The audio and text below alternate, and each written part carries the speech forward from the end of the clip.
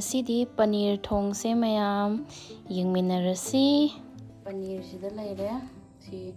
isana semjabane sembadudi heyeng noma ulage tilau sina mapu kaaga mapa haptoine khamena sinba leire tilau kum soire sine gi paneer semaga sumaina thamme sumaina isingda hape aduga saningba kanda fridge dagi lawthok chaba isana semjarasu yai mapandagi leibududi haude isana semjabana haubane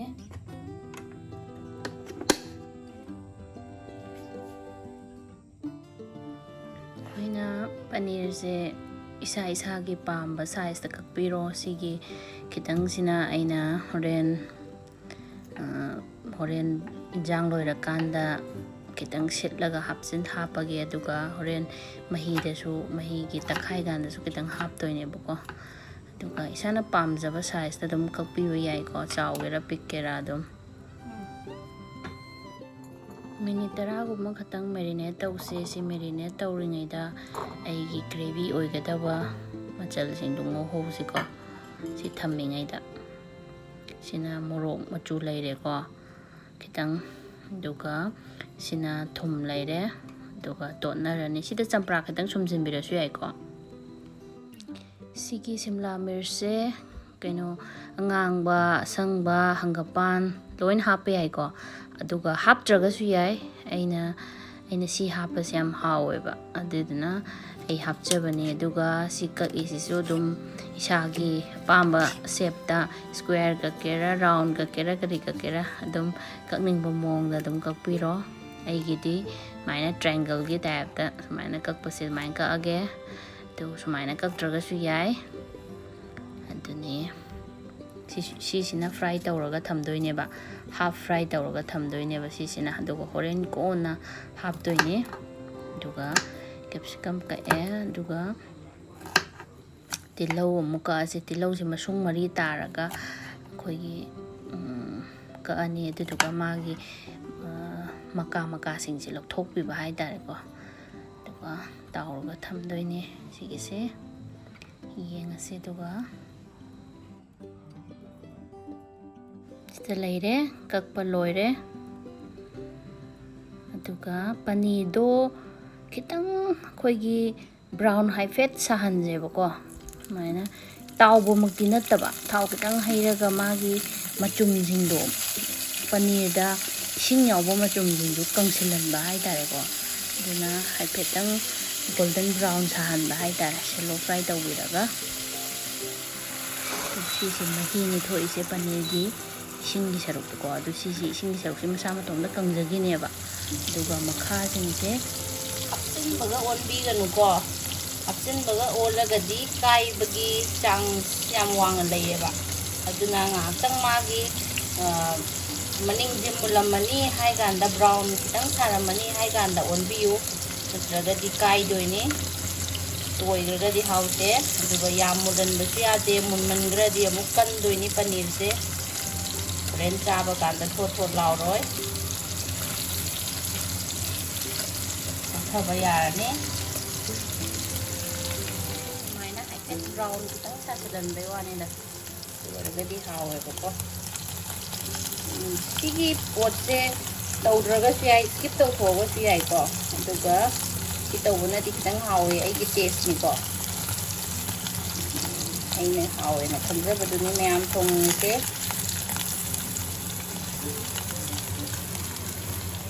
sida dum sigi gravy oinaba mahi oibagi masala singse sida khoigi manipur dana kaino using zara hina bodo se dalchini leire degi sina long leire ado sigi masala sida ilaichi jo hapkadamne ado aigi masala ma semaga thamme aduda ilaichi hapkramni ai hapsadre si kaju leire aduga masaigi tilau tamta ko athamdo aduga kamena sinama zira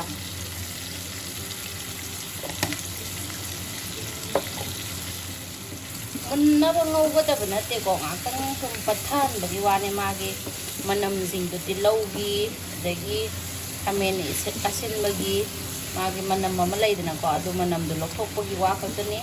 ꯃꯨꯟꯅꯕ ꯉꯧꯒꯗꯕ ꯅꯠꯇꯦ ꯈ꯭ꯋꯥꯏ first ꯁꯤ ꯍꯥꯟꯅ ꯇꯧꯕꯤꯕꯀꯣ ꯁꯤꯁꯤ ꯉꯧꯕ ꯂꯣꯏꯔꯒ ꯑꯃꯨꯛ ꯏꯪꯊꯍꯟꯈꯤꯗꯣꯏꯅꯦꯕ ꯏꯪꯉꯒ grind ꯇꯧꯗ꯭ꯔꯒꯗꯤ ꯅꯥꯀꯟꯗ ꯁꯤ ꯈꯤꯇꯪ ꯄꯠꯊꯍꯜꯂꯤꯉꯩꯗ ꯁꯤꯗ ꯉꯁꯥꯏꯒꯤ ꯇꯤꯜꯍꯧꯒ ꯀꯦꯞꯁꯤꯀꯝꯒꯗꯨ ꯇꯥꯎꯊꯣꯛꯁꯤ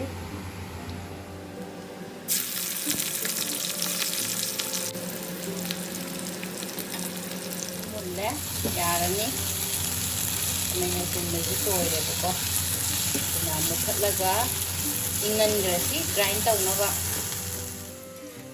ꯌꯥꯟꯁꯤꯜꯂꯛꯑꯅꯤ ꯇꯧꯊꯔꯁꯤ ꯌꯥꯔꯦ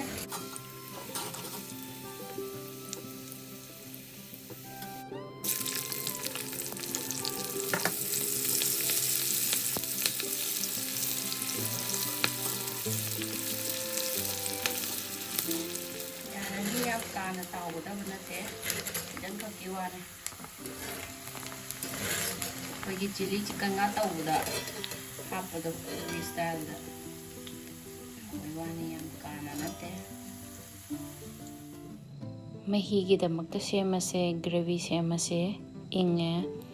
ꯒ꯭ꯔꯥꯏꯟꯗꯔꯗ ꯐꯖꯅ ꯇꯛꯈꯥꯏꯕꯤꯔꯒ ꯁꯦꯝꯗꯣꯏꯅꯦ ꯑꯗꯨꯒ ꯍꯣꯔꯦꯟ ꯃꯍꯤꯗꯣ ꯍꯥꯎꯅꯕ ꯄꯅꯤꯔ ꯃꯀꯛ ꯑꯅꯤ ꯈꯛꯇꯪ ꯍꯥꯞꯆꯤꯟꯁꯦ ꯁꯤꯁꯨ ꯊꯥꯎ ꯍꯩꯔꯦ ꯘꯤ ꯈꯤꯇꯪꯒ ꯍꯥꯞꯀꯦ ꯃꯅꯝ ꯅꯨꯡꯁꯤꯅꯕ ꯈꯤꯇꯪ ꯆꯃꯁ ꯑꯃꯒꯨꯝꯕ ꯍꯩꯅꯤꯡꯉꯒꯗꯤ ꯑꯩ ꯘꯤꯁꯤ ꯑꯩꯅ ꯁꯦꯝꯖꯕꯅꯤ ꯕꯠꯇꯔꯁꯨ ꯁꯦꯝꯃꯦ ꯑꯩꯗꯤ ꯏꯊꯟꯗ ꯁꯦꯝꯅꯤꯡꯕ ꯌꯥꯎꯔꯒꯗꯤ ꯍꯩꯅꯤꯡꯕ ꯌꯥꯎꯔꯒꯗꯤ ꯍꯥꯏꯕꯤꯔꯛꯑꯣ ꯍꯥꯏꯖꯔꯛꯀꯦ ꯊꯥꯎꯁꯤ ꯁꯥꯔꯦ ꯑꯗꯨꯅ ꯉꯁꯥꯏꯒꯤ ꯑꯩꯅ ꯒ꯭ꯔꯦꯚꯤ ꯁꯦꯝꯈꯤꯕꯗꯨ ꯍꯥꯞꯆꯤꯜꯂꯅꯤ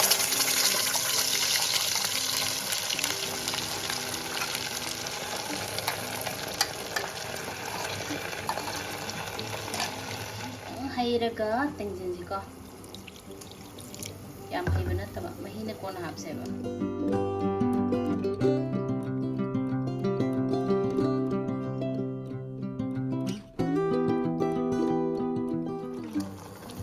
ꯃꯣꯔꯣꯛ ꯃꯆꯨ ꯃꯐꯣꯜꯗꯨ ꯑꯩꯅ ꯊꯥꯛꯄ ꯑꯗꯨꯃꯥꯏꯅ ꯊꯥꯎꯗ ꯍꯥꯟꯅ ꯍꯥꯞꯄꯧꯔꯁꯨ ꯌꯥꯏꯀꯣ ꯍꯧꯖꯤꯛ ꯍꯥꯞꯄꯁꯨ ꯌꯥꯏ ꯃꯆꯨ ꯐꯖꯅꯕ ꯁꯤ ꯁꯨꯃꯥꯏꯅ ꯉꯧꯅ ꯑꯗꯨꯝ ꯆꯥꯅꯤꯡꯉꯒꯅ ꯃꯆꯨ ꯍꯥꯞꯄꯤꯔꯨꯔꯅꯨ ꯑꯗꯨꯒ ꯃꯆꯨ ꯍꯪꯒꯄꯥꯟ ꯁꯥꯔꯒ ꯆꯥꯅꯤꯡꯉꯒꯅ ꯃꯆꯨꯁꯤ ꯈꯤꯇꯪ ꯍꯥꯞꯄꯤꯔꯣ ꯌꯥꯏꯉꯪꯗꯣ ꯈꯥꯏꯕꯤꯔꯅꯤ ꯉꯁꯥꯏ ꯇꯤꯜꯍꯧꯒ ꯑꯗꯒꯤ ꯈꯥꯃꯦꯟ ꯑꯁꯤꯟꯕꯒꯁꯦ ꯍꯥꯟꯅ ꯑꯩꯅ ꯉꯧꯊꯣꯛꯈ꯭ꯔꯤꯗꯨꯒꯤ ꯃꯔꯝꯁꯤ ꯀꯩꯒꯤꯅꯣ ꯍꯥꯏꯕꯗ ꯑꯗꯨꯗ ꯉꯧꯊꯣꯛꯈ꯭ꯔꯕꯅꯤꯅ ꯑꯗꯨꯗ ꯃꯥꯒꯤ ꯃꯍꯤꯁꯤꯡꯗꯣ ꯂꯧꯊꯣꯛꯈ꯭ꯔꯕꯅꯤꯅꯅꯦ ꯃꯨꯜꯍꯟꯈ꯭ꯔꯕꯅꯤꯅ ꯁꯤꯒꯤꯁꯤꯗ ꯌꯥꯝꯅ ꯃꯇꯝ ꯀꯨꯏꯅ ꯉꯧꯕꯒꯤ ꯗꯔꯀꯥꯔ ꯑꯣꯏꯗꯦꯕꯀꯣ ꯁꯤꯗꯤ ꯑꯗꯨꯝ ꯃꯁꯥꯅ ꯍꯥꯞꯆꯤꯟꯕꯒ ꯑꯗꯨꯝ ꯃꯨꯜꯂꯦꯕ ꯁꯤ ꯊꯥꯎ ꯊꯣꯛꯂꯛꯑꯦꯕꯀꯣ ꯑꯗꯣ ꯍꯥꯟꯅ ꯍꯤꯡꯉꯤꯉꯩꯗ ꯇꯛꯈꯥꯏꯔꯒ ꯑꯗꯨꯝ ꯉꯧꯔꯁꯨ ꯌꯥꯏ ꯑꯗꯨ ꯑꯣꯏꯔꯒꯗꯤ ꯁꯤꯒꯤ ꯃꯇꯝꯁꯤꯗ ꯌꯥꯝ ꯀꯨꯏꯅ ꯉꯧꯅꯗꯣꯏꯕꯀꯣ ꯑꯃꯨꯛ ꯑꯗꯨꯅ ꯉꯁꯥꯏꯒꯤꯗꯨꯗ ꯍꯥꯏꯐꯦꯠꯇꯪ ꯃꯍꯤ ꯂꯧꯊꯣꯛꯈꯤꯕ ꯃꯆꯨꯝ ꯂꯧꯊꯣꯛꯈꯤꯕ ꯃꯨꯟꯁꯤꯜꯍꯟꯈꯤꯕꯗꯣ ꯑꯗꯨꯅ ꯀꯥꯟꯅꯕ ꯍꯥꯏꯕꯨ ꯁꯤꯗ ꯂꯩꯔꯦ ꯊꯨꯝ ꯊꯥꯛꯑꯦ ꯉꯁꯥꯏ ꯄꯅꯤꯔꯗꯁꯨ ꯊꯨꯝ ꯌꯥꯎꯈꯤꯀꯣ ꯃꯦꯔꯤꯅꯦꯠ ꯇꯧꯀꯥꯟꯗ ꯑꯗꯨꯅ ꯌꯦꯡꯉꯒ ꯑꯗꯨꯝ ꯊꯥꯛꯄꯤꯔꯣ ꯑꯗꯨꯒ ꯑꯩꯈꯣꯏꯔꯣꯝꯗꯤ ꯃꯣꯔꯣꯛꯁꯦ ꯈꯔ ꯁꯥꯔꯒꯅ ꯍꯥꯎꯕꯅꯤꯅ ꯑꯁꯥꯕ ꯃꯣꯔꯣꯛ ꯈꯤꯇꯪ ꯍꯥꯞꯄꯤꯔꯣ ꯏꯁꯥꯒꯤ ꯆꯥꯡꯗ ꯁꯥꯔ ꯆꯥꯅꯤꯡꯉꯦ ꯁꯥꯅ ꯑꯗꯨꯝ ꯁꯥꯅꯤꯡꯗ꯭ꯔꯦ ꯑꯗꯨꯝ ꯌꯥꯔꯦ ꯑꯗꯨꯒ ꯑꯩꯅ ꯁꯦꯝꯕ ꯃꯆꯜꯁꯤꯗ ꯉꯁꯥꯏꯒꯤ ꯀꯩꯅꯣ ꯌꯥꯎꯔꯦ ꯏꯂꯥꯏꯆꯤ ꯍꯥꯞꯄꯦ ꯑꯗꯒꯤ ꯐꯗꯤꯒꯣꯝ ꯃꯔꯨ ꯖꯤꯔꯥ ꯍꯤꯡ ꯑꯗꯒꯤ ꯃꯆꯜ ꯁꯦꯝꯃꯒ ꯊꯝꯕꯅꯦ ꯑꯗꯨꯅꯤ ꯑꯩꯅ ꯍꯥꯞꯆꯔꯤꯕꯁꯤ ꯑꯗꯨꯒ ꯎꯈꯥꯏꯕꯤꯔꯅꯤ ꯃꯩ ꯀꯜꯍꯟꯕ ꯌꯥꯗꯦ ꯃꯩ ꯀꯜꯂꯒꯗꯤ ꯀꯥꯗꯣꯒꯤ ꯉꯥꯏ ꯂꯩꯔꯝꯅꯦꯕꯀꯣ ꯉꯥꯛꯇꯪ ꯊꯝꯕꯗ ꯑꯗꯨꯝ ꯀꯥꯗꯣꯏꯅꯦꯕ ꯃꯥꯗꯤ ꯑꯗꯨꯅ ꯇꯣꯏꯅ ꯑꯣꯠꯄꯤꯕ ꯃꯩ ꯀꯜꯍꯟꯗꯕꯤꯗ ꯉꯥꯛꯇꯪ ꯉꯧꯁꯤ ꯊꯥꯎꯗꯤ ꯊꯣꯛꯄꯗꯤ ꯍꯧꯔꯛꯑꯦ ꯑꯗꯨꯕꯨ ꯈꯤꯇꯪꯒ ꯊꯣꯛꯍꯟꯈꯤꯁꯤ ngakhtang makhung pusillaga thamjiko kaigino habda hojikta thakiba masala dudi mulonggiroiba tuna masala se mundragadi hawroi tuna ngakhtang khung pusillaga ngause asi thau thoi ko nakan da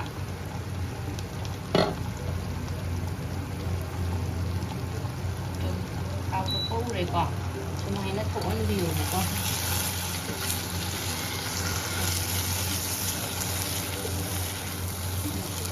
sigi sida ngasai koina taugiba capsicum ne duga tilau duga happy ba hana sigi tilau ga capsicum ga si haptraga su dum yai ko capsicum ga tilau ga si hapoi hairagadi sida mahi adum happy ro khitang ai si kan na jage hairagadi sida mahi yaw da bida adum sabe yare paneer hapchalaga aduga chaka chagi hairagadi mahi kitang happy ro gravy kitang yawduna hawbane kangna chabu nungai tamina ko mahi se yam da bida kitang hapke ko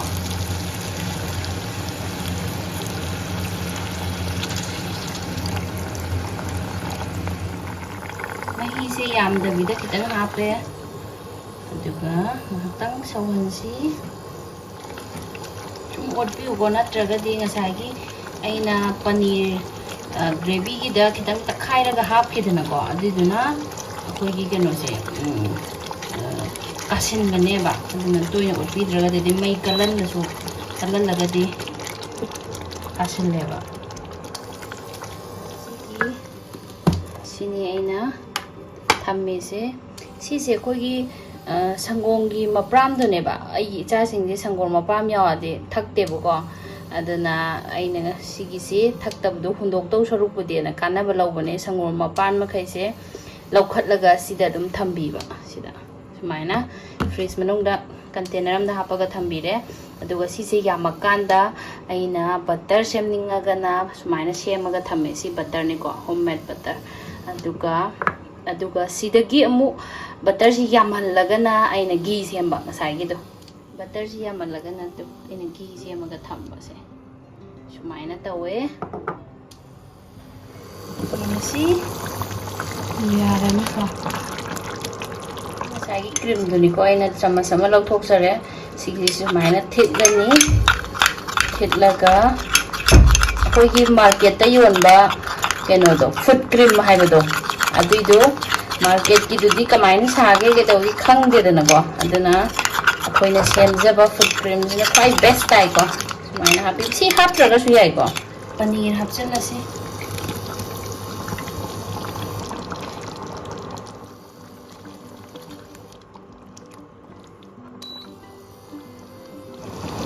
sina kasturi methi sumaina crush tawraga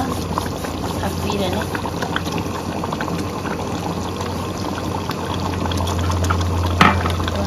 sai cream ini khai pirane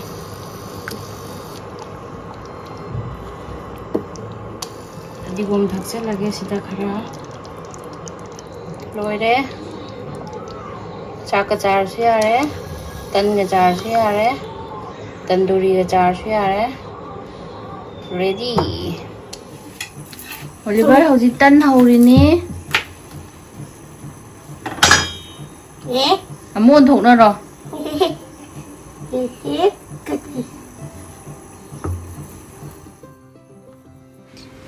Lacha paratha ga oina charage khoigidi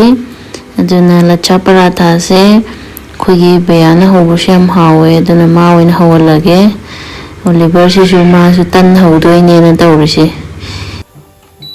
Tatkini go pakmannana Siam hai ne अच्छा बनाया ना भैया जी बिल्कुल भैया को आने की जरूरत नहीं पड़ेगा बिल्कुल है ना बिल्कुल अच्छा चाचू चाची अब हमारा ओलिवर बड़ा हो गया इंडिया में बन गया यार है बस जैसे हम नहीं लेते हो ओलिवर ना होगा क्या हो गया या इससे ना मुझे यार हो गया पोपा हो गया हो गया